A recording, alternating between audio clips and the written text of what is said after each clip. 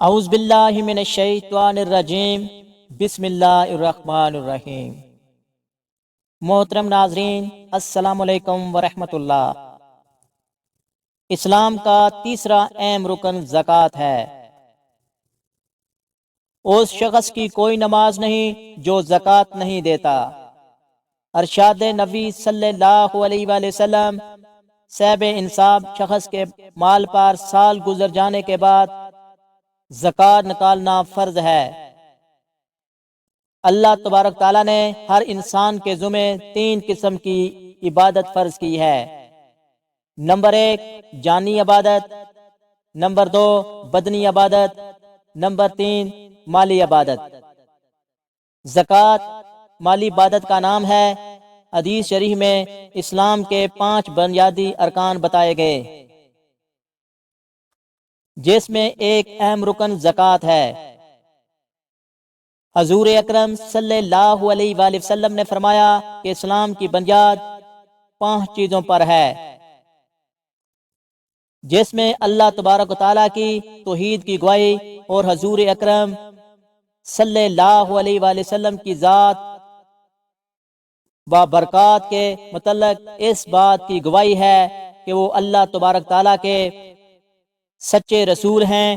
نماز قائم کرنا، زکوٰۃ دینا اور رمضان شریف کے روزے رکھنا اور حج کا فریضہ ادا کرنا شامل ہے۔ محترم ناظرین، زکوٰۃ کی فرضیت نہ صرف کہ امت محمدی صلی اللہ علیہ وآلہ وسلم پر ہوئی ہے، بلکہ تمام انبیاء اکرام کے ادوار ازموں میں زکوٰۃ ہمیشہ فرض رہی ہے۔ بنی اسرائیل کے تمام انبیاء اکرام کی شریعتوں میں نماز اور زکوٰۃ فرض رہی ہے۔ حضرت عیسیٰ علیہ السلام نے جب اپنی والدہ کی گود میں کلام کیا تو فرمایا، میرے اللہ نے مجھے حکم دیا ہے کہ میں اس کی نماز پڑھوں اور زکوٰۃ ادا کروں۔ جب تک کہ میں زندہ ہوں، اللہ تبارک تعالیٰ نے قرآن کریم میں تمام انبیاء کرام کو نماز کا ایک اجتماعی حکم دیا ہے، اور ہم نے تمام انبیاء کرام کو بذریعہ وحی حکم دیا تمام اچھے کاموں کے کرنے کا اور نماز پڑھنے کا اور زکوٰۃ دینے کا۔ قرآن کریم میں اللہ تبارک تعالیٰ نے اپنے پیارے پیغمبر کو ارشاد فرما رہے ہیں، اے میرے پیارے پیغمبر، اپنے صحاب کے مال سے صدقہ زکوٰۃ وصول کیجئے اور ان کے مالوں کو پاک کر دیجئے۔ زکوٰۃ کا دوسرا معنی بڑھانا ہے۔ پیارے نبی صلی اللہ علیہ وآلہ وسلم کا ارشاد عالی ہے، زکوٰۃ کنزُ الاسلام، یعنی زکوٰۃ اسلام کا خزانہ ہے۔ یہ ایک مسلمہ بات ہے کہ دنیا میں معیشت اس وقت تک ترقی کرتی ہے جبکہ خریداروں کے پاس دولت ہوتی ہے۔ جب امرائے اپنی زکوٰۃ نکالتے ہیں اور غریبوں کے پاس روپیہ پیسہ آتا ہے تو وہ خریداری کے لیے بازاروں میں جاتے ہیں۔ دین اسلام میں زکوٰۃ کی عبادت کو ہر صاحب انصاف پر فرض عین قرار دیا ہے، اور زکوٰۃ نہ دینے والوں کے لیے بڑی بڑی وعیدات ہیں۔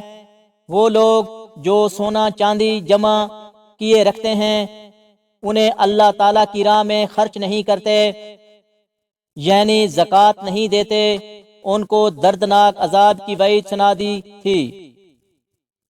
حضور اکرم صلی اللہ علیہ وآلہ وسلم نے نماز اور زکوٰۃ کی اہمیت کے پیش نظر ارشاد فرمایا، اس شخص کا کوئی دین نہیں جو نماز نہیں پڑھتا، اس شخص کی کوئی نماز نہیں جو زکوٰۃ نہیں دیتا۔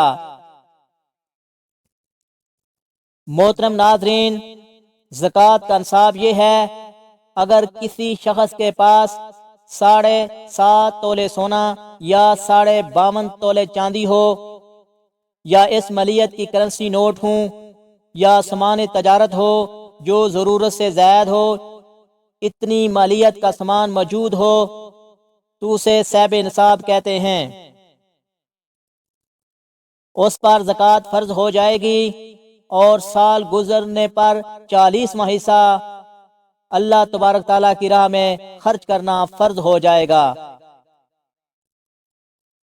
وہ حصہ جو نکلے گا اسے درج ذیل مستحقین پر خرچ کیا جائے گا۔ یہ صدقات یعنی زکوٰۃ اور صدقات واجبہ، نفلہ، فقراء، مسکین، عاملین، غلاموں کو زادی حاصل کرنے کے مقروض لوگوں اور اللہ تعالیٰ کی راہ میں نکلے ہوئے لوگوں اور مسافروں کے لیے ہے۔ ادائیگی زکوٰۃ کے سب سے اسرار اور مصالحہ ہیں۔ زکوٰۃ سے تزکیہ نفس ہوتا ہے۔ زکوٰۃ دولت کی بیماریوں کا علاج ہے۔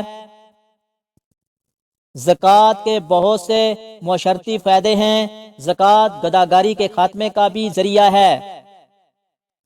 زکوٰۃ ایک بہترین معاشی محرک ہے۔ زکوٰۃ سے ذخیرہ اندوزی کا بھی خاتمہ ہوتا ہے۔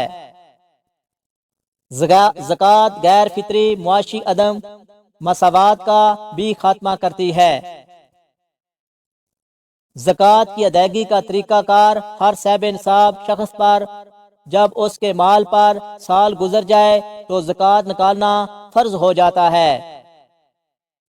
اب اگر نیت زکوٰۃ کی کر کے ایک ہی دفعہ نکال کر تقسیم کر دے تب بھی درست ہے۔ رقم نکال کر علیحدہ ایک جگہ رکھ دی جائے اور تھوڑی تھوڑی دیتا رہے تب بھی درست ہے۔ اس کے لیے نیت زکوٰۃ کرنا ضروری ہوگا۔ اگر تمام زکوٰۃ نکال دی تھی اور تقسیم بھی کر دی تھی، اب بھی اس پر جب سال گزرے گا تب ادائیگی زکوٰۃ فرض ہوگی۔ ایک شخص زکوٰۃ دے چکا تھا اور اسے کوئی بہت اہم جگہ ضرورت والی نظر آ گئی تو اب وہ اگلے سال کی جو زکوٰۃ نکالنے کی توقع ہے پیشگی نیت کر کے اس وقت بھی دے سکتا ہے۔ دینی مدارس کے طلباء کے لیے مدارس میں بالضرور زکوٰۃ جمع کرائیں۔ اس مصرف پر خرچ کرنا بہت بڑے اجر کی بات ہے۔ اللہ تبارک تعالی ہمیں عمل کرنے کی توفیق عطا فرمائے۔ آمین ثم آمین۔